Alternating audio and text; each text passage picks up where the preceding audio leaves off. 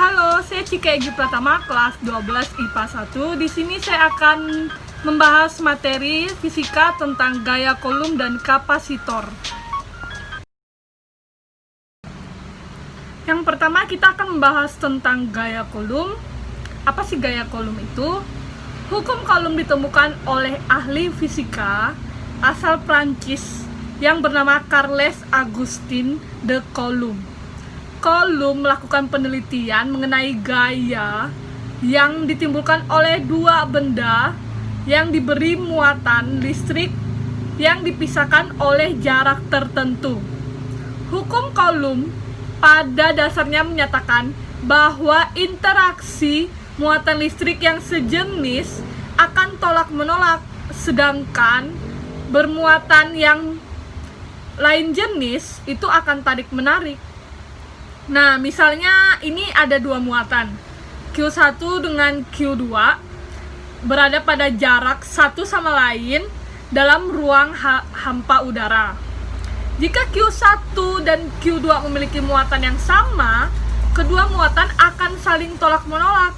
Sedangkan jika kedua memiliki muatan yang berbeda, kedua muatan akan saling tarik-menarik. Nah, ada juga yang menyatakan bahwa hukum Coulomb itu besar gaya tarik-menarik atau tolak-menolak antara dua benda bermuatan listrik berbanding lurus dengan muatan masing-masing benda dan berbanding terbalik dengan kuadrat jarak antara kedua benda tersebut. Nah, kita bisa lihat di sini gambarnya. Yang gambar atas itu ada Q1 sama Q2. Q1-nya bermuatan negatif dan Q2-nya bermuatan positif. Nah, bermuatan yang berbeda itu akan saling tarik-menarik. Yang kedua, itu ada gambar Q1 dengan Q2 bermuatannya sama-sama negatif. Nah, dia akan saling tarik-menolak. Di sini, sehingga hukum Coulomb dapat dirumuskan. Itu ada hukum Coulomb, yaitu F sama dengan K Q1 Q2 per R kuadrat. Nah, F ini sebagai gaya Coulomb, yaitu dinotasikan sebagai N. K itu sebagai konstanta pembandingan, yaitu sama dengan 9 kali 10 pangkat 9 Nm kuadrat per C kuadrat. Q1 itu sebagai besar muatan 1, dinotasikan sebagai C. Q2 besar muatan 2, dinotasikan sebagai C, dengan R yaitu jarak antara muatan, yaitu M atau meter. Pernahkah Anda terkena sengat listrik atau melihat bunga api ketika hujan? Petir adalah arus listrik yang terjadi karena adanya hukum Charles Augustin de Coulomb. Saat tanah panas, udara juga ikut memanas. Udara hangat kemudian perlahan naik. Saat udara naik, uap air mendingin dan membentuk awan. Ketika udara terus naik, awan semakin besar. Di puncak awan, suhu di bawah titik beku dan uap air berubah menjadi es yang membuat awan menjadi petir. Banyak potongan-potongan kecil yang saling bertabrakan ketika es bergerak. Semua tabrakan ini menyebabkan penumpukan muatan listrik. Kemudian, seluruh muatan listrik akan memenuhi awan. Di bagian atas awan, partikel bermuatan positif dengan ukuran yang lebih ringan akan terbentuk. Sementara, partikel bermuatan negatif yang ukurannya lebih berat lalu tenggelam ke dasar awan. Ketika muatan positif dan negatif tumbuh cukup besar, maka percikan yang besar terjadi di antara dua muatan di dalam awan, seperti percikan listrik statis. Sebagian besar petir terjadi di dalam awan, tetapi kadang-kadang terjadi di antara awan dan tanah. Nah, di sini ada contoh soal, yaitu ketika ada dua muatan yang sejenis dan mempunyai muatan dengan 3 kali 10 pangkat negatif 6 Coulomb dan 6 kali 10 pangkat negatif 6 Coulomb dengan jarak 3 cm. Seberapa besarkah gaya listrik yang dihasilkan pada setiap muatan? Untuk menjawab soalnya, pertama-tama kita harus menulis diketahuinya terlebih dahulu. Apa sih yang diketahui?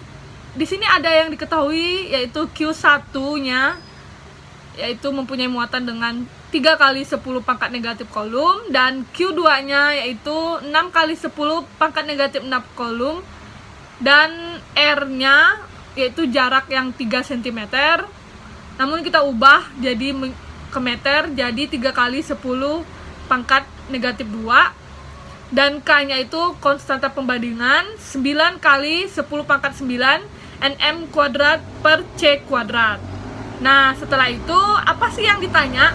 Seberapa besarkah gaya listrik yang dihasilkan pada setiap muatan, yaitu FC yang ditanya.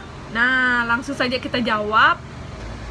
VC sama dengan K buka kurung Q1 Q2 per R2 atau R kuadrat, tutup kurung, bawahnya kita masukkan sesuai dengan yang tadi. K-nya itu apa? K-nya itu 9 kali 10 pangkat 9, buka kurung, Q1-nya 3 kali 10 pangkat negatif 6 kolom, kali Q2-nya 6 kali 10 pangkat negatif 6 kolom, tutup kurung, terus per R kuadratnya itu 9 kali 10 pangkat negatif 4.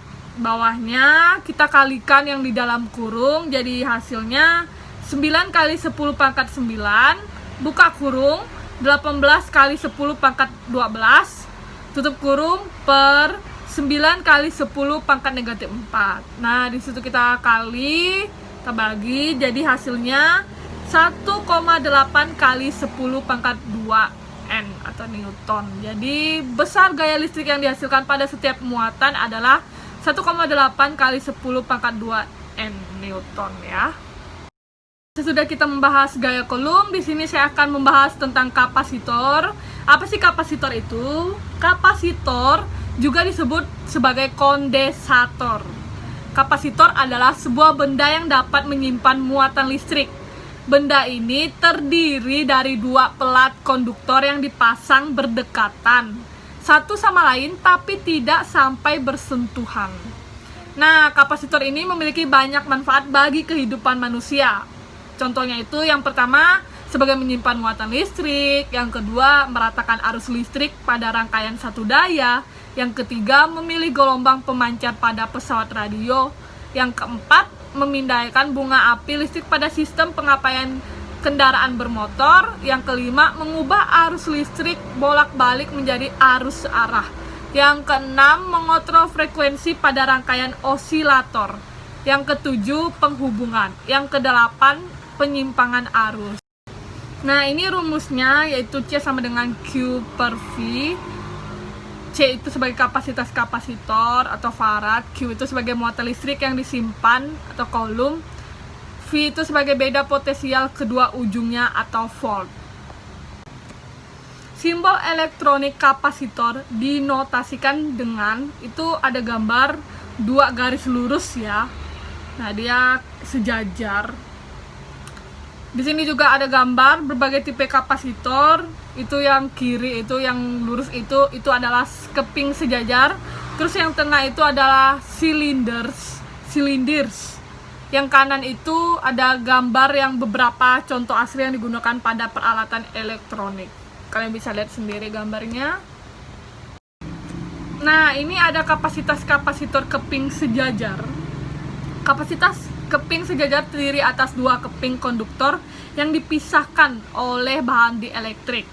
Apabila C sama dengan Q per V dan V sama dengan QD per A epsilon 0, kapasitas kapasitor keping sejajar tersebut dapat dihitung berdasarkan persamaan berikut. Nah, itu kalian bisa lihat persamaannya, yang C sama dengan Q per V sama dengan Q per buka kurung QD per A epsilon 0 tutup kurung sama dengan A epsilon 0 per D. Terus di sini juga ada kapasitas kapasitor yang disisipi bahan dielektrik. Itu persamaannya itu C sama dengan K epsilon 0 A per D. Nah, di bawahnya juga ada beda potensial kedua keping sesudah disisipi bahan penyekat selain udara dapat dituliskan dalam persamaan, yaitu VB sama dengan V per K. Nah, di bawahnya itu ada keterangan C itu sebagai kapasitas kapasitor keping sejajar atau didotasikan dengan V. Terus epsilon 0 itu permittivitas udara atau vakum sama dengan buka kurung 8,85 kali 10 pangkat negatif 12 C kuadrat per Nm kuadrat. Terus ada K itu permittivitas relatif bahan penyekat. Terus epsilon itu yang kayak 3 tapi dia bukan 3, itu permittivitas bahan C2 per Nm kuadrat, C kuadrat itu ya. A itu ada luas tepi keping pelat meter kuadrat. D itu ada jarak pisah kedua keping meter. Terus ada CB itu sebagai kapasitas kapasitor dengan penyekat selain udara. V dinotasikan dengan V. Terus VB itu beda potensial kedua keping kapasitor dengan bahan penyekat selain udara, dinotasikan dengan V. Nah, di sini ada rangkaian kapasitor. Yang gambar pertama itu rangkaian skematik susunan kapasitor seri. Itu yaitu persamaan yang menyatakan tegangan atau V, muatan atau Q, dan kapasitasi gabungan dari rangkaian di samping dapat dinyatakan sebagai berikut. Itu ada Q sama dengan Q1, Q2, Q3. Terus ada V sama dengan V1, V2, V3. Terus ada 1 per CS sama dengan 1 per C1 tambah 1 per C2 tambah 1 per C3. Terus yang kedua itu ada rangkaian skematik susunan kapasitor paralel, yaitu persamaan yang menyatakan tegangan atau V, muatan atau Q, dan kapasitasi gabungan dari rangkaian di bawah samping dapat dinyatakan sebagai berikut. Ada V sama dengan V1 tambah V2 sama dengan V3. Ada Q sama dengan Q1 tambah Q2 tambah Q3. Ada C paralel C1 tambah C2 tambah C3. Nah, tadi ada yang seri dan paralel. Di sini terakhir ada penggabungan kapasitor. Itu adalah menghubungkan kapasitor yang telah bermuatan listrik dengan kapasitor lainnya. Dapat dirumuskan sebagai VAB sama dengan Q1 tambah Q2 per C1 tambah C2. Nah, secara lengkap seluruhnya energi potensial dalam kapasitor dirumuskan sebagai berikut. Kalian bisa lihat itu ada W sama dengan 1 per 2 Q kuadrat per C sama dengan 1 per 2 QV sama dengan 1 per 2 CF kuadrat. Di sini ada keterangannya. W itu sebagai energi yang tersimpan dalam kapasitor, J atau joule. Terus Q yaitu muatan kapasitor, coulomb. V itu tegangan kapasitas atau volt. C itu kapasitas kapasitor atau farad. Ada contoh soal, yaitu 3 buah kapasitor dihubung seri paralel dengan nilai C1 sama dengan C3 sama dengan 100 mikrofarad dan 50 mikrofarad. Yang ditanya berapa farad nilai kapasitas penggantinya. Di itu ada gambarnya, C1 100 mikrofarad, C2 50 mikrofarad, C3-nya 100 mikrofarad. Langsung kita masukkan dalam diketahui 1 C2 C3-nya yang tadi sesuai di gambar. Terus yang ditanya itu CT-nya tadi.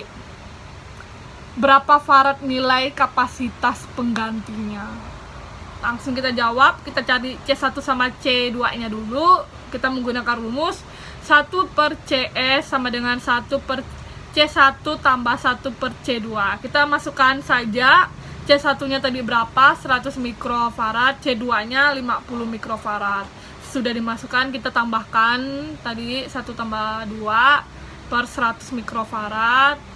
Terus dapatnya 3 per 100 mikrofarad. CS-nya kita balik, jadi 100 mikrofarad dibagi 3.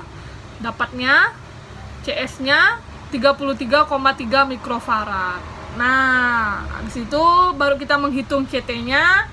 CT itu CS ditambah C3. Makanya kita harus mencari CS dulu. Jadi CS-nya tadi sudah dapat 33,3 mikrofarad, terus ditambah C3-nya itu 100 mikrofarad. Nah, dapatlah hasilnya sama dengan 133,3 mikrofarad. kita ubah lagi jadi 1,333 kali 10 pangkat negatif 4 mikrofarad. Jadi nilai kapasitas penggantinya yaitu 100,33 kali 10 pangkat negatif 4 mikrofarad. Sekian penjelasan saya untuk materi fisika tentang gaya Coulomb dan kapasitor. Mohon maaf bila ada penjelasan yang kurang dan kata-kata yang berbelit-belit. Semoga kedepannya saya semakin bisa untuk menjelaskannya. Saya ucapkan terima kasih.